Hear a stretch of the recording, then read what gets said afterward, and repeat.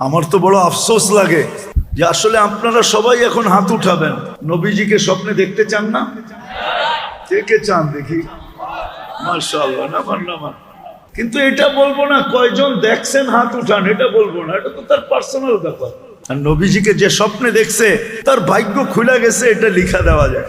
এটা যত টাকার স্টাম্প বলবেন অত টাকার স্টাম্পে লিখে দেওয়া যায় যে নবীজিকে যে স্বপ্নে দেখছে তার ভাগ্য খুলে গেছে। এই জন্য বলবো না কে দেখছেন, কিন্তু দেখতে তো চাই, কিন্তু কয়জন দেখতে পারি। হয়তো দেখা যাবে দাড়ি পাইকা গেছে, এখনো দেখি নাই। আচ্ছা, নবীজিকে দেখে না দেখা দেয়, কোনটা সত্য? দেখে দেখা দেয়, ঠিক না? কি আমার ইচ্ছা মতো দেয় না ওনার ইচ্ছা মতো দেয়? সত্য এটাই, দেখা দেয়, দেখা যায় না। আমার ইচ্ছা মতো দেখা দিবে না, ওনাদের ইচ্ছা মতো দেখা দিবে, ঠিক না? ওনাদের ইচ্ছা যদি হয় তাহলে তো আল্লাহও দেখা যায়। হাঁটতে চলতে লিবিয়ার থেকে যারা ইউরোপে ঢোকে, বোটে সমুদ্র পাড়ি দেয়, বোট দিয়া, হায় প্রয়োজনীয়তা মনে না করলে সে এত বড় রিস্ক কোনোদিন নিত না। বারবার শুনতেছে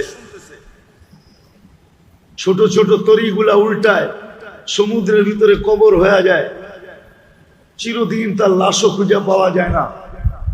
তারপরও কি বাংলাদেশ থেকে যাওয়া বাদ আছে? হ্যাঁ, বাদ নাই। এখন তো মনে হয় সুযোগ আর একটু বেশি হয়ে গেল, একটু বেশি হয়ে গেল বলে। কেন আর্জেন্টিনা যাইতে নাকি ভিসা লাগে না? আর্জেন্টিনা যেতে ভিসা লাগে না। আর্জেন্টিনা যাবে, ওইখান থেকে দালাল ধরবে, এক দেশ আর থেকে আরেক দেশ, আরেক দিক থেকে আরেক দেশ করতে করতে চলে যাবে সেই মেক্সিকোর বর্ডারে, সেই জঙ্গল পার হয়ে। আমার মনে আছে, এর আগে বলছিলাম কিনা এখানে জানি না, আমি 2019-এর কথা, আমি লস এঞ্জেলিসে ছিলাম। আমাদের ওইখানে তাবলিগের মার্কাজ আছে। সকালবেলা নাস্তায় যখন বসছি তো দুইটা ছেলে, জামা কাপড় ময়লা, চুল এলোমেলো। আমি জিজ্ঞেস করলাম, তোমাদের এই অবস্থা কেন? তোমরা যে আমেরিকাতে আসো, বেশভূষায় তো বোঝা যায় না। তো বললো, হুজুর কালকে বিকালই আমরা ছাড়া পাইছি জেলখানা থেকে। আমাদের আপনজন বলতে কেউ নাই, আমরা খুঁজতে খুঁজতে মার্কাজে চলে আসছি। তা আমি বললাম, তোমরা জেলখানায় গেলে কেন? তখন আমার জানা ছিল না। বললাম, আমরা মেক্সিকো বর্ডার দিয়ে ঢুকতেছি, তখন পুলিশের হাতে লেগে গেছি, জেলখানায় পাঠায় দিছে, কেস চলছে, 3 মাস পরে বাহির হয়ে আসছি, এখন চলতে থাকবে। জিততে পারলে থাকতে পারবো, নাহলে চলে যেতে হবে। তা আমি বললাম, মেক্সিকো দিয়ে আসছো কত টাকা দিয়া? তো বললো 25 লাখ। বললাম, তোমরা 2 জন ছিলা? কয় না, আমাদের সাথে ছিল তো অনেকজন, কিন্তু বাঙালি ছিলাম আমরা 3 জন। আমি বললাম, আরেকজন কোথায়? তো 2 জনের চোখের দিকে তাকায় দেখতেছি 2-1 সপ্তাহ মনে হয় সাথে ছিল একসাথে। 2-4 দিন থাকলেও তো মানুষের সাথে একটা মানুষের ভাব জোড়া ওঠে, ঠিক না? তো দেখতেছি চোখ দিয়ে পানি আসতেছে। আমি বলতেছি, আরেকজন কোথায়? তো বলতেছিল, হুজুর মেক্সিকোর জঙ্গল যখন আমরা পাড়ি দিতেছিলাম, সে জঙ্গলে হারায় গেছে, জানি না তার পরিণতি কি করছে। আজকে মেরে দোস্ত, এটা তো দুনিয়ার বিষয়। আমরা জানি না হুজুর ইসলামের আদর্শ আমাদের প্রয়োজন কেন, কেন আদর্শ প্রয়োজন। আজকে যদি মুসলমান জানতো, অন্যের কথা বলতেছি না, শুধু মুসলমানের কথা বলতেছি। কেননা মুসলমানের ঘরে আল্লাহ সদ ইচ্ছায় আমাদেরকে অস্তিত্ব দিচ্ছেন, এটা আমরা নিজেরা আসি নাই। আজকে তো হয়তো ইসলামের মর্যাদা বুঝে আসে না, সবকিছু উল্টায় যাওয়ার কারণে। সার্কিট যখন উল্টায় যায় তো ফ্যানের বাতাস গতি ঠিক থাকে, বিদ্যুৎ সার্কুলেশন ঠিক থাকে, কিন্তু বাতাস উপরে চলে যায়, তখন নিচে আর লাগে না। তখন নিচের মানুষ বারবার তাকাইতে থাকে, ঘুরতেছে তো তার গতিতে ঠিকই, কিন্তু বাতাস তো লাগে না, কেন সার্কিট উল্টায় গেছে। সত্য এরকমই, আমাদের ভিতরের সার্কিট উল্টায় যাওয়ার কারণে আজকে আমাদের এটা বুঝে আসে না। যে নবীর আদর্শের প্রয়োজন কেন, কি কারণে আদর্শ প্রয়োজন। কেন মুসলমানের ঘরে আল্লাহ আমাদেরকে সদিচ্ছায় অস্তিত্ব দিয়েছেন। ইসলামের মর্যাদা আজকে তো বুঝে আসে না, বুঝে আসবে একদিন। ওই দিন সারা দুনিয়া চিৎকার দিবে লাউ কুন্না মুসলিমিন। কোরআনের শব্দ বলছি আমি, কিতাবে কোরআনে পাওয়া যায়। যেদিন নামদারি মুসলমানদেরকে দুনিয়ার অমুসলিমরা দোজখের ভিতরে বলবে যে তোমাদের ইসলাম তোমাদেরকে কি লাভ দিল, দুনিয়াতে তো তোমরা নিজেদেরকে মুসলমান পরিচয় দিতে, খাতা কলমে নিজেকে মুসলিম বলতে, তো আজকে ইসলাম তোমাদেরকে কি লাভ দিল, তোমরা তো একই সাথে আমরা আছি তোমাদের সাথে। এদের এই কথাটা আল্লাহর আরো হেলায়া ফেলবে, আল্লাহর রহমতের ভিতরে জোশ আসবে। তখন আল্লাহ ঘোষণা দিবে, জিবরিল আলাইহিস সালামকে বলবে যাও যত নামদারি মুসলমান আছে সব বাহির করে নিয়ে আসো। তখন চিৎকার দিয়া বলবে লাউ কুন্না মুসলিমিন, হায় আমরাও যদি নামদারি হতাম, নিজেকে মুসলমান হিসাবে আমল করি আর না করি, কমসে কম গৌরব বোধ করতাম যে আমি মুসলমান, বুক ফুলায়া বলতাম আমি মুসলমান। আমার সমাজের বহুত মানুষ তো আছে যারা নিজেকে মুসলমান পরিচয় দিতে চায় না, বরং মুসলমানকে ইসলামকে ঘৃণার চোখে দেখে। নিজে যে মুসলমানের ঘরে জন্ম নিল এটাকে দুর্ভাগ্যের বিষয় বলে না, নাই নাই দুর্ভাগ্যের বিষয় বলে যে আমি দুর্ভাগ্যবশত মুসলমানের ঘরে চলে আসছি, তাহলে মুসলমানের ঘরে না আসলে আমার সৌভাগ্য হতো। দুর্ভাগ্য না সৌভাগ্য, এটা তো আজকে ইচ্ছা স্বাধীনতা আছে বিদায় বলতে পারি। কি ইচ্ছা স্বাধীনতা আছে বিদায়। যদি আল্লাহ ইচ্ছা স্বাধীনতা না দিতেন তাহলে বলার ক্ষমতা কারো ছিল না। এছাড়া যদি আল্লাহ যদি ইচ্ছা স্বাধীনতা না দিতেন তাহলে বাক শক্তি আল্লাহর। একটু ভাবেন না, একটু পিছে চলে যান, মার পেটের থেকে যতটুকু আসছিলাম ওই অবস্থায় যদি আল্লাহ রেখা দিতেন, কুদরত দিয়ে যদি না সাজাইতেন, তাহলে কাউকে সাজানোর ক্ষমতা রাখে না। রাখে? হ্যাঁ, না দুনিয়াতে এই প্রযুক্তি আছে যে সাজায় দিবে। সাজানো বোঝেন? মার পেটের থেকে কিন্তু বাকশক্তি নিয়ে আসে না, দুনিয়া বাকশক্তি সাজায় দিবে। আপনি যে আজকে ফুটন্ত, আমি যে আজকে ফুটন্ত, ফুটন্ত বোঝেন? মনে হয় বোঝেন নাই। ফুটন্ত কি? ফুল যখন ফোটে ওটাকে বলে ফুটন্ত ফুল, ঠিক না? এখন সবাই আকর্ষিত। 14 তারিখ হলে যুবকরা একটু বেশি আকর্ষিত হয়, ঠিক না? মারামারি পর্যন্ত হয় ফুলের জন্য। এখন ফাউন্ডেশন আলারা নাও বুঝতে পারে, কিন্তু যুবকরা বুঝে ফেলছে 14 তারিখ বলতে কি বুঝাইছি, ঠিক না? কোন 14 তারিখ? ফেব্রুয়ারির 14 তারিখ, ঠিক না? তো ফুটন্ত হলেই মানুষ আকর্ষণের পাত্র হয়, ঠিক না? মার পেটের থেকে যতটুকু আসছিলাম অতটুকুই যদি থেকে যেতাম, আল্লাহ যদি না সাজাইতেন, তো তুমি আজকে মিডিয়ায় বসতে তো বসতে কি করে? এটা কোনোদিন ভাবছো? তুমি মিডিয়ার আকর্ষণের পাত্র হইলে কি করে? তুমি মিডিয়ার আকর্ষণের পাত্র হইলে কি করে যদি আল্লাহ না সাজাইতো? কিন্তু আল্লাহ ইচ্ছা স্বাধীনতা দিয়েছেন বলে কিচ্ছু বলেন না। মিডিয়ায় বৈশা যা খুশি আল্লাহর বিরুদ্ধে বলতেছে, কলম হাতে আসলে যা খুশি তা লিখতেছে, মনে ভাবনা আসলে যা খুশি তা ভাবতেছে, ঠিক না? কি লাউড স্পিকার পাইলে যা খুশি তা বলতেছে। কুরবান জাম আল্লাহর উপরে, মাঝে মাঝে ভাইবা আমাদের ব্রেনও নষ্ট হয়ে আর কাছাকাছি হয়ে যায়। কোরবান যাও আল্লাহর উপরে। আল্লাহ এটা সয় তো সয় কি কইরা? সবকিছু যিনি বিনা পয়সায় সাপ্লাই দেয়, আর সবকিছু যার আমরা ভোগ করি, যা কিছু আমরা ভোগ করি সব কার দেওয়া? আল্লাহ। অক্সিজেন কার নেন? শ্বাস প্রশ্বাস স্বাভাবিক কে রাখছে?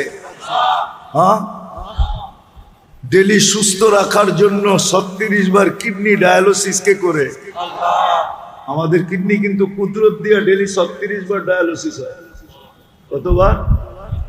হ্যাঁ, বিজ্ঞান 6 বারও পারে না ডেলি, 6 বার, একবারও ডেলি পারে না।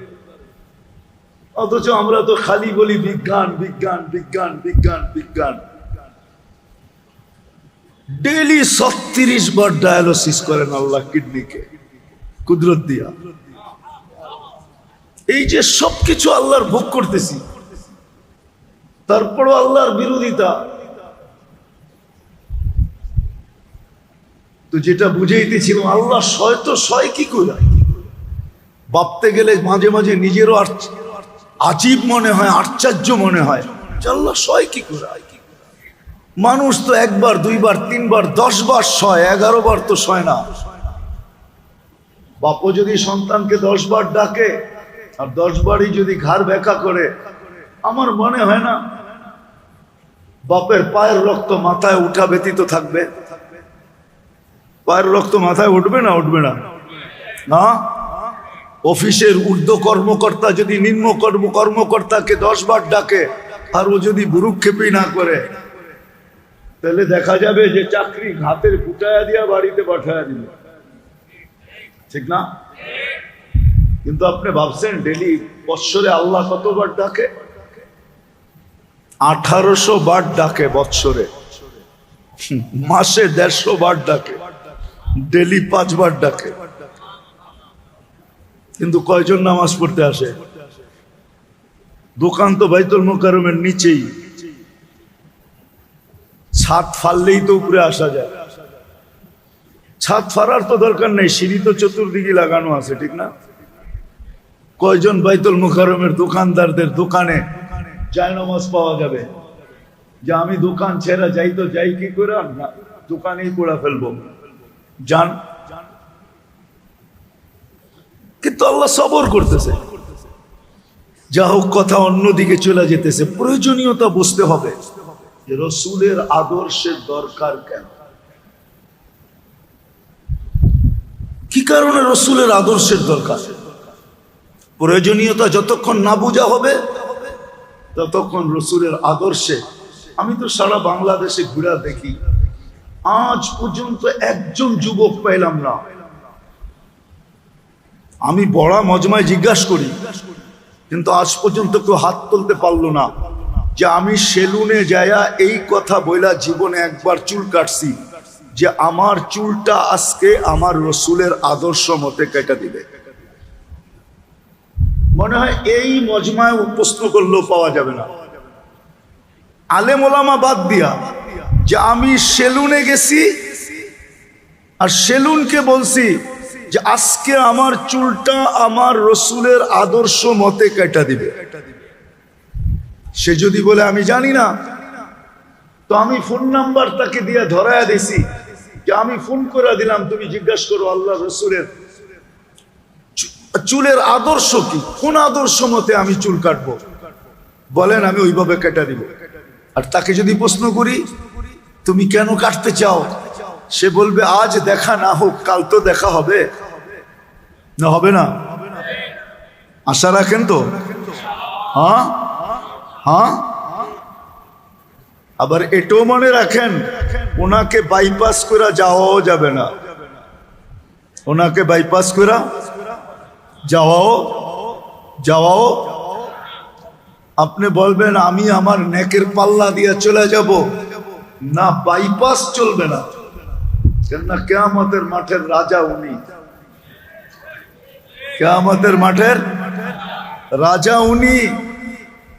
মালিক আল্লাহ বটে, কিন্তু রাজা উনি।